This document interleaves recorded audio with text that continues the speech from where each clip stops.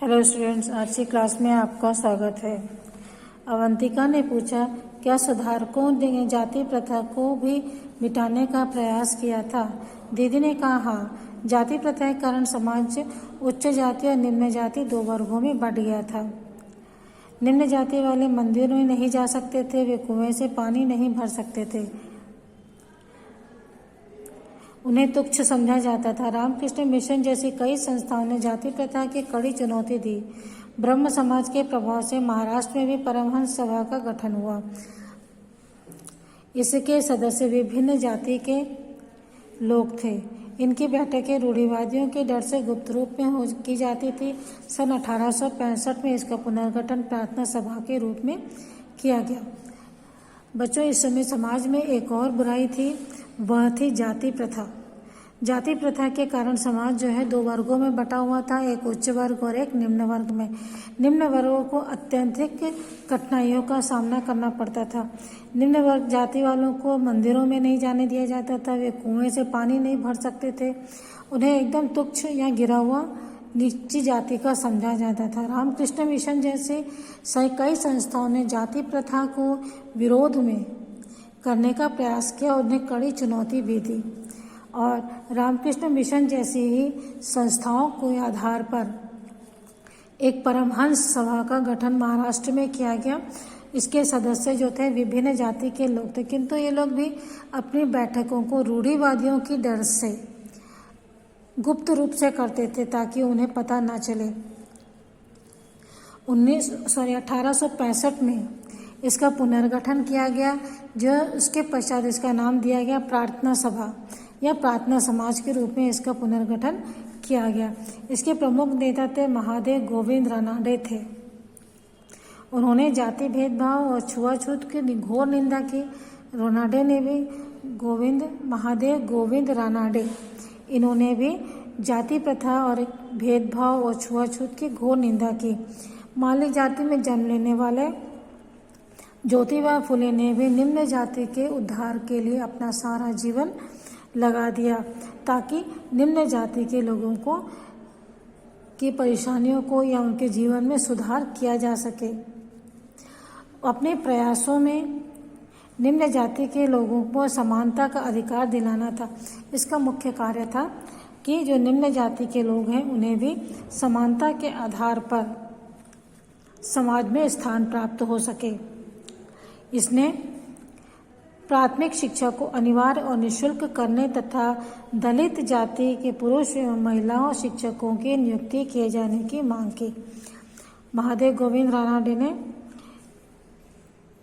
निम्न जाति के लोगों को मुख्य धारा में जोड़ने के लिए या समाज में समानता का अधिकार दिलाने के लिए प्राथमिक शिक्षा को अनिवार्य और निःशुल्क करने की घोषणा की या उन्हें यह कहा कि उन्हें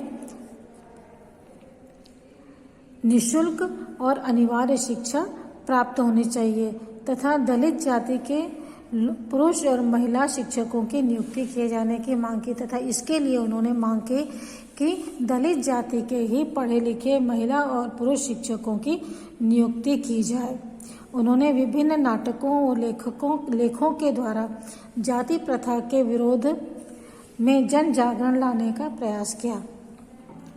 महादेव गोविंद रानाडे ने ज्योतिबा फुले ने विभिन्न नाटक और लेखों के द्वारा जाति प्रथा के विरोध किया और इसी के द्वारा समाज में जागरूकता लाने का प्रयत्न किया।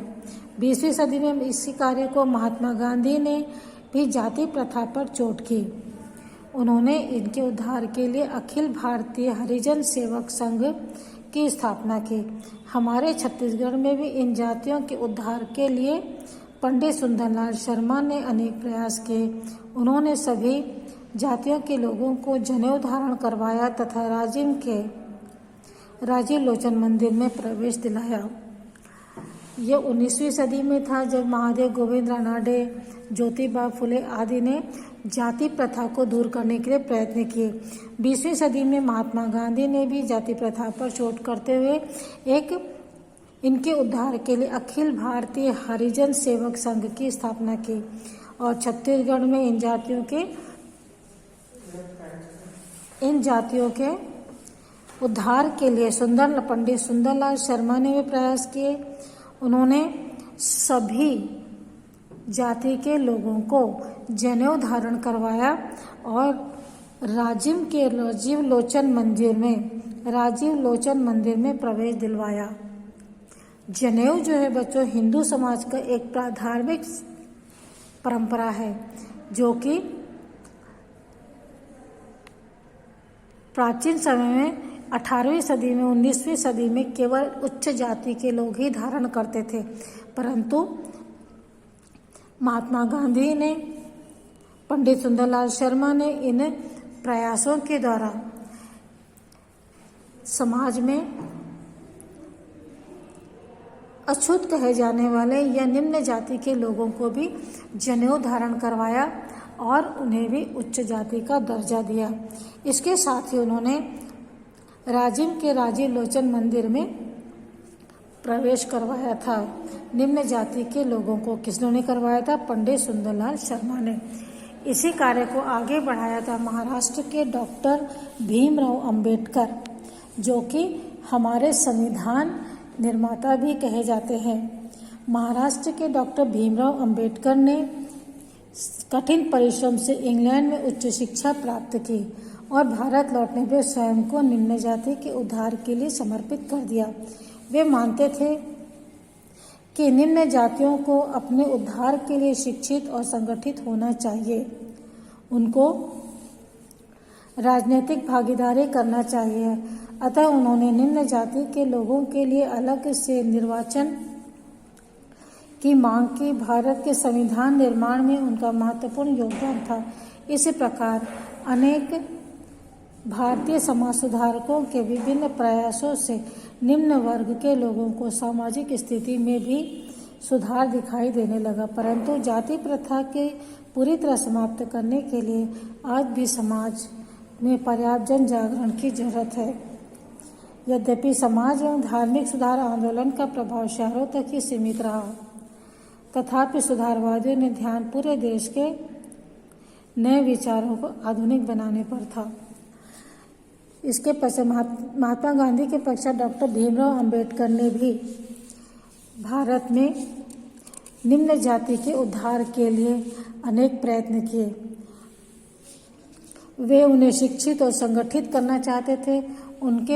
वे चाहते थे कि वे निम्न जाति के लोग राजनीति में भागीदारी करें और उन्होंने निम्न जाति के लोगों के लिए अलग से निर्वाचन की मांग की और भारत के संविधान में उनका महत्वपूर्ण योगदान था। किसका? डॉक्टर भीमराव अंबेडकर का। इस प्रकार अनेक समाज सुधारकों ने भारत के विभिन्न बुराइयों को दूर करने के प्रयास किए और निम्न वर्ग के लोगों को भी सामाजिक स्थिति में भी सुधार करने का प्रयत्न किया। इन सभी समाज सुधारकों के प्रयत्नों के फलस्वरूप भारतीय समाज में कुछ परिवर्तन दिखाई तो दिया, परंतु आज भी हमें कुछ बुराइयों को दूर करने के लिए प्रयत्न करने की आवश्यकता है, जिसमें दहेज प्रथा भी है, जाति प्रथा है। इसे आज भी समाज में समाप्त करने के लिए पर्याप्त जन जागरण की आवश्यकता है।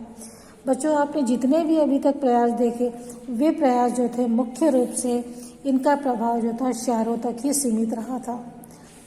गांव में अभी भी रूढ़िवादी लोग थे जो समाज सुधारियों का ध्यान जो है पूरे देश के सुधार करना चाहते थे, किंतु इसका अधिकतर प्रभाव केवल शहरों में ही दिखाई दिया। गांवों में या दूर दराज के स्थानों में अभी भी सुधार की अत्यंत आवश्यकता है। वर्तमान में भारत जो स्वतंत्र हो चुका है और स्वतंत्रता के पश्चात संवैधानिक तौर से इन सभी बुराइयों को दूर करने के लिए कानून बने हुए हैं। इन कानूनों के द्वारा समाज में बुराइयों को दूर करने का प्रयत्न किया जा रहा है, किंतु कानूनों से ज़्यादा हमें जन जागरण और युवा वर्गों को इसके लिए प्रयत्न करने होंगे। ठीक है, आज के लिए इतना ही। अगले वीडियो में हम इसके प्रश्न उत्तर देखेंगे। Okay, bye.